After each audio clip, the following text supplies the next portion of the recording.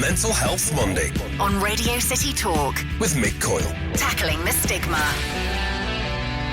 Radio City Talk. A Mental Health Monday on April Fool's Day today. We've got a regular straight down the bat show though. No messing around on the programme today. Thanks for joining us. Thanks for checking out Mental Health Monday. We do every single Monday on Radio City Talk and have done for a couple of years now, meeting some incredible people, some incredible organisations who do great work. Occasionally we have repeat guests who are always up to something a little bit different, and we always encourage people who are getting involved in the show to come on. Again, if they're involved in new events, if they've got more things to talk about, absolutely get in contact with the show. Get back in touch with the show, and we're more than happy to promote those activities. My email address never changes. It's mick@radiocity.co.uk. That's mick@radiocity.co.uk. We've heard many times from the Fallen Angels Dance Theatre Group. They're involved in a new project which is benefiting from, through the Cheshire Community Foundation, something called the Tampon Tax Fund. Clare Morris joins us in the studio. Clare, it's always great to see you. Thank you for your time. So this is the money that women pay when they are buying those type of products. Is that a brand? No, it's not. No. When they're buying those products, they pay a tax. So the government said, OK, we've still got to charge you the tax, but we're going to put it into a pot. Yeah. And good causes. And those good causes, turns out you're a good cause. So congratulations in regard to that. Well, you're doing some great work. You always do with people who are in recovery from addiction. We've spoken before about events that you're putting on. Your last at the Storyhouse in Chester. And actually the Storyhouse is part of the reason we're going to be speaking today, because you've got a series of events and workshops over a weekend in April, and ongoing work as well with women in recovery. Correct, Just tell us about the Women Recovering and Overcoming project. Yeah, no problem. So basically, starting at the end of April, we're doing a series of 10 workshops with 10 women. So our hope for that project, we're calling it Women Recovery and Overcoming, is to explore, just have a really safe space where women can come together and explore the issues that might be currently arising for themselves, but doing it through creativity. So we're exploring different ways of looking at our own identity, looking at creativity, looking at dance, but lots of different things. So, you know, it's for people that maybe they don't want to be part of our big performance projects and then not sure dance is for them. We'll be exploring mindfulness, and different forms of creativity. Also things like nutrition, self-care and that kind of thing. So we hope to create a really safe environment to explore. Through the Storyhouse Women event, Women Recovering and Overcoming as well. So you got the weekend, end of April, 27th and 28th. There's a panel discussion included in that? Exactly. So separate really to our project. So our project's going to happen in the community, but then Storyhouse Women is a weekend festival based at Storyhouse, all about women. So it's every woman, and so we're really lucky that we are company in residence at Storyhouse. So that enables us to talk to a cross-section of women about women and recovery. And, the thing that we're really talking to Storyhouse Women about is about cultural engagement. By engaging in cultural activity and performing arts, how can you overcome? So, it might not be that you're in recovery from addiction. You might be, I think I need to do stuff for myself, So it's just about reaching all sorts of women over that weekend, and we'll be talking particularly around those things that affect people and women, particularly in recovery from addiction. We've got a couple of guests in the studio as well who are keen to work on this particular project alongside yourself. I'm going to get them to introduce themselves, but we've got Clare and Colette. Just say something nice about them before we just so that we can really feel the love in the room. Absolutely. Well, Clare and Colette, they're part of our Chester group based at Storyhouse, and the reason I brought Clare and Colette along today because they are fabulous women. They have overcome so much, and they're all about giving back. So, they approached me about supporting Fallen Angels with the Women's Project particularly. And so I thought, when I was coming along today, the Women's Project is about sharing space with other women and really, giving back. So Clare and Colette have come today to support me, to support Fallen Angels, and really to support women in recovery. Thank you both for your time, Clare and Colette, Clare Roberts, Colette Jones. Clare, when was your first interaction then with Clare Morris and the Fallen Angels team? So my first interaction was last year, around September time. My friend Colette had brought me along to what's called Kaleidoscope, where you get a little taster session of what's going on with Fallen Angels, and absolutely loved it. Couldn't wait to start. So since then, joined in. I've done a few performances now, and it's just great. It's like a little family. You know, you don't need to feel worried. You don't need to feel scared about anything. Everybody welcomes you, and, you know, you can feel free. It really does help you feel good. I really wanted to go along because I've struggled with mental health for a lot of years, and it really has helped me. In terms of having a friend who would recommend that to you, did it help that it came from somebody that you knew, somebody who maybe knew what you'd been going through, that could kind of say to you, this might be good for you, as opposed to seeing a poster, finding a leaflet somewhere, seeing something maybe in a doctor's surgery? Yeah, it was helpful because it meant I didn't have to go on my own. I had somebody to go with that I knew very well and knew me very well and knew I would probably like it. But what was funny from her perspective, she at first thought she might not like it, but ended up staying. So it shows you how good it is. You know, you don't have to have massive expectations. You just slot in nice. It's so interesting, that, Colette, because so many times when we talk on the programme about getting people involved in these, and people call them schemes or projects, and so much of it is getting people through the door and finding a way of getting them through the door. And sometimes it happens through, you know, branding or a football club gets involved as well. But sometimes it can be a mate going, come along to this. Yeah, well, I actually run a group as well at Storyhouse called the Friday Uplift, and was emailing Claire for a while about this kaleidoscope. I thought some of my people might want to go, I'll go with them. And I'm disabled, so I thought, it's not for me, but I'll go. So, come on, guys. And I pick everyone up in the car. I was like, come on, I'm picking you up, I'm taking you here. And we went, and I never left. And they don't tell you you're going to perform till we're just rehearsing. You know, you don't need to perform. And then it's like 2 weeks before the performance. Oh, come on, this is what we're doing. Oh, you are performing. You're in it. You're able. You're capable. Come on, you can do it. And it's like, oh, okay. And I never thought I'd do it, ever. And I love it now. I mean, I'm still buzzing from my last performance. So it's really exciting. Do you feel like being part of the group, you almost become like an ambassador, that you become almost evangelical? Oh, yeah. About what the group's capable of? What sums it up for you? I tell everyone, wherever I go, I'm always saying, well, Fallen Angels this, Fallen Angels that, and it's just, and people are like, oh, yeah, we come to me and they say, well, you're like an ambassador for them. And I'm like, I know, it's great, I love it. And what is it? I don't know. What is it that you love? I don't know. It's like a family. It is like a family, and we went to watch some of the other guys at Wigan, and it was like going to support our extended family, so that was great. It was just, it's amazing. How do you feel after a session, or after a meeting, or after a workshop or a rehearsal? Empowered, and sometimes emotional. A performance, I was emotional after the last one and the first one, but every week you come out of there and you feel more connected with other people, and you can go in there on a low and you come out on a high every week. It doesn't matter if you don't do anything, you just still come out on a high. So it's really great. I can see, Claire, why Colette was so keen to get you involved in this one. It's hard to put it into words, but it feels like a family. Would you be able to put it into words? That's a good one. It is like a family, but it's also a place where you can feel safe. You can feel that you can connect with other people. You feel you've got different things in common with people. You know, it's not a stereotype, it's not a stigma type of thing. You know, we've all gone through something, so we don't judge each other. You know, it's non-judgmental, it's free, it's open, and it's just amazing. It's just amazing work. Do you feel like there are conversations that you can have there which you couldn't have in everyday society? We talk so much about, you know, stigma that exists around mental health and addiction and things like that. Be careful of what you say, because you never know who might be listening. Is there a sense that through Fallen Angels that it's different? It is different, yeah, and you can trust each other. We do have group rules and boundaries, you know, and we respect each other. But yeah, you can feel as free to say as much as you want or as little as you want. You don't have to feel that you need to speak about things, but there are people that will listen to you, especially Paul and Claire that run it. You know, they will listen to you.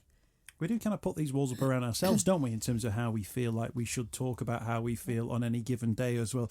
But when we place ourselves in those environments and we realise that those barriers, we're not facing them, and also we can lower our own, that's hugely enabling to people, isn't there? Because then if you're not worrying about that, then suddenly your mind is capable of dealing with other things and thinking about other things. Well, it is. Well, I had no self-worth. I was in really abusive relationships, and then addiction and mental health all goes hand in hand, really.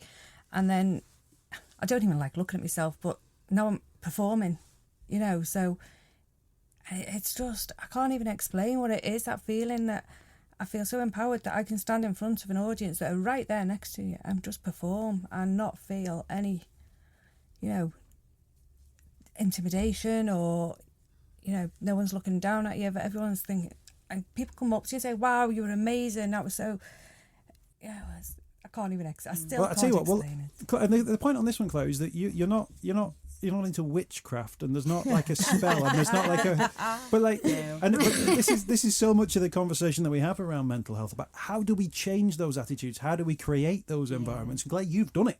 You've done it, and you've got two people in the studio who are going, yeah, I don't know how she's done it. I don't know how they've created this, but when I'm there, I feel, we've heard the word safe, you know, and free, and they're doing things that they would never do as well. Is there something that you're doing? Is there a trick? Is there something in the water? Is there something in the water? Yeah, in the tea. Well, I think there's a few things that's going on. I mean, one thing is movement, and the fact that when we're all dancing together, we're all moving together. And when I say dancing, it is movement, and it's just expressing ourselves. Everybody, I'm thinking I'm on the radio, so nobody can see what we look like.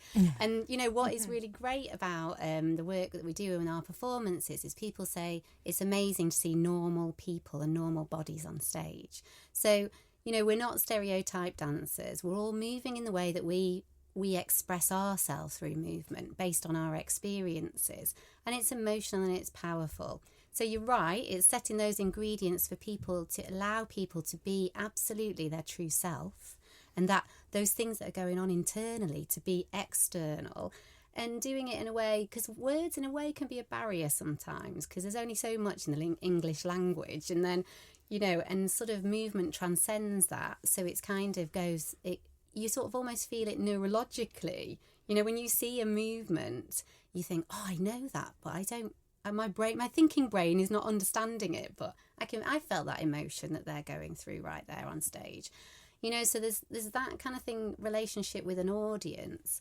And I think audiences generally, they imagine it to be a certain something, and then they're overwhelmed when it's so professional and they're so amazing. So the people we work with, their life experiences are so rich and extraordinary, and they bring that forward in such a generous way, and that's a gift, you know, and you feel really privileged to watch what you see in front of you.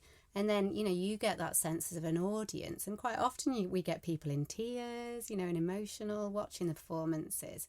And then that if you're performing and your audience, or, you know, giving you all that applause and that energy of like, wow, then you're going to feel better about yourself. So it's kind of a cycle that happens. But Claire, can I ask you about that in terms of your own mental health difficulties that you'd had?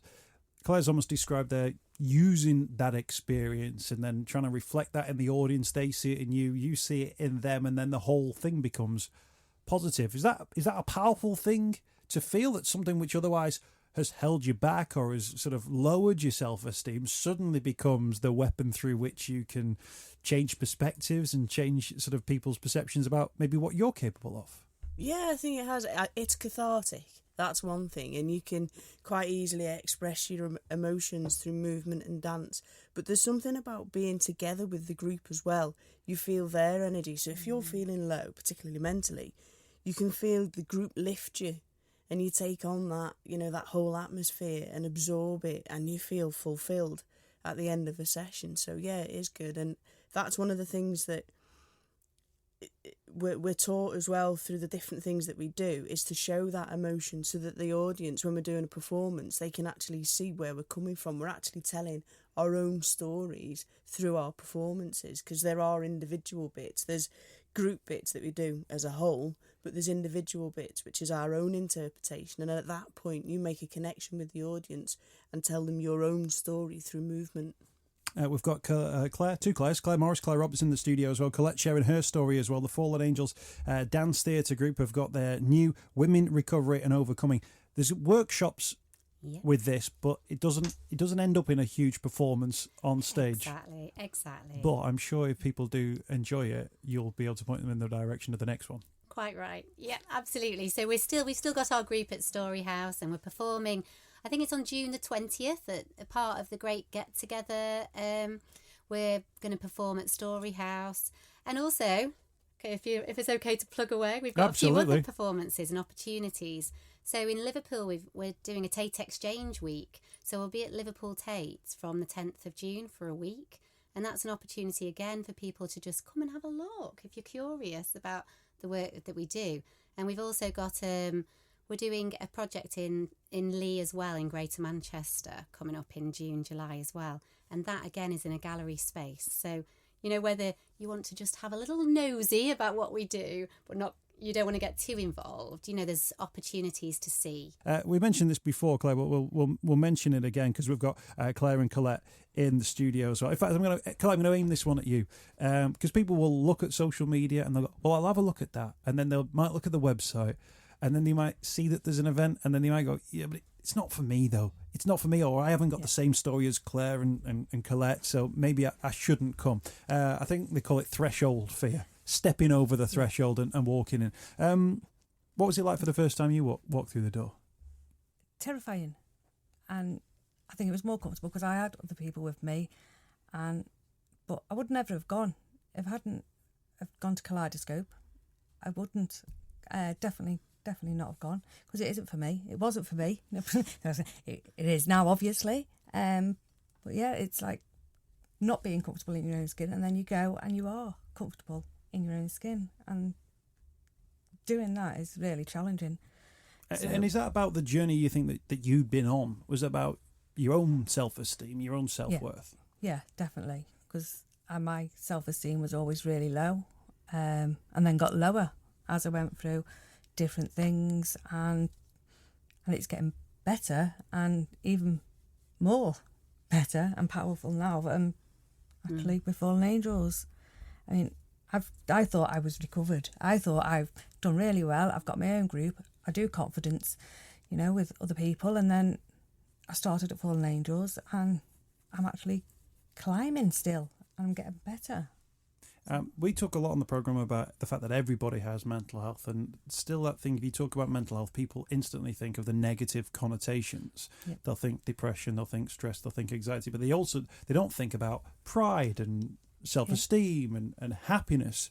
Has it been an interesting journey for you being at the wrong end of the spectrum and finding your way sort of up the scale to almost a middle ground, and then finding that actually you can carry on into pride and positive self-esteem and indeed happiness? Yeah, definitely, because even within my own family, I thought that people were never proud of me and they were looking down on me. And as I've come through, my mum actually said, I am proud of you. And we did our last project and I went to my mum's to pick my little boy up, and I was so positive and buzzing, and she was like, it is amazing to see you like this, because she said passionate about something, because she hadn't seen me like that for actually probably ever. And I was so passionate and I just could not stop talking, which is an ongoing joke here. But yeah, she was just made up and proud of me. So I felt proud of myself. And my little boy who comes to see us and he helps out, Curtis, he loves it. He actually loves it. And he's like, I'm so proud of you, Mum. And that is just like, boom, right in the heart. And it's amazing. Absolutely it is, for any parent, because secretly as a parent you're thinking, do my kids think I'm all right? And there's very little sign that they do after a certain age. Oh no, my 16-year-old's like, oh Mum, you're so embarrassing. And, but then she'll secretly tell me, good luck, I love you. And it's like, okay then. I mean, 21-year-old now, he's sort of, he's like, where are you off to today? And I told him, and he was like, oh, good luck.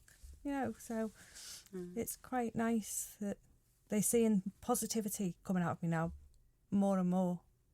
So, Claire, in terms of your own sort of place on the scale, if you like, of mental health, are you more aware now more than ever that it is a scale, and that although you may have spent some time at the wrong end, there are opportunities that can, drag you back up and give you those opportunities to feel in a different way about yourself?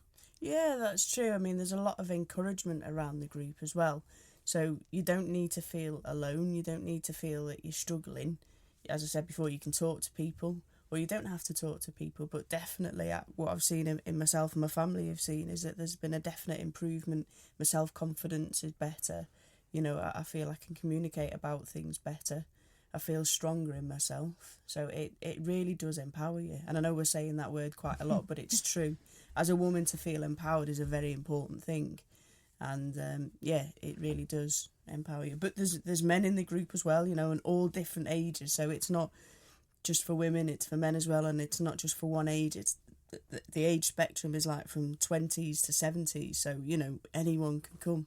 Because there are people who contact the show who talk about their feelings and how they feel, and a sense that sometimes for those who are experiencing negatively aspects of mental health, they can't imagine what feeling positive is going to be like. They can't imagine that those feelings are there, of feeling good, of feeling positive, of feeling proud of yourself, of other people feeling proud of yourself as well.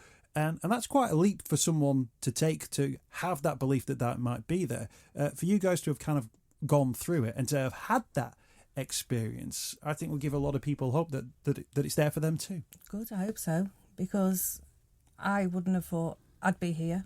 When we were in that deep, dark despair and there's no way out, well, actually, there is. And we're sat here now because we've been through it and we've done it, and it's amazing on the other side. It's great.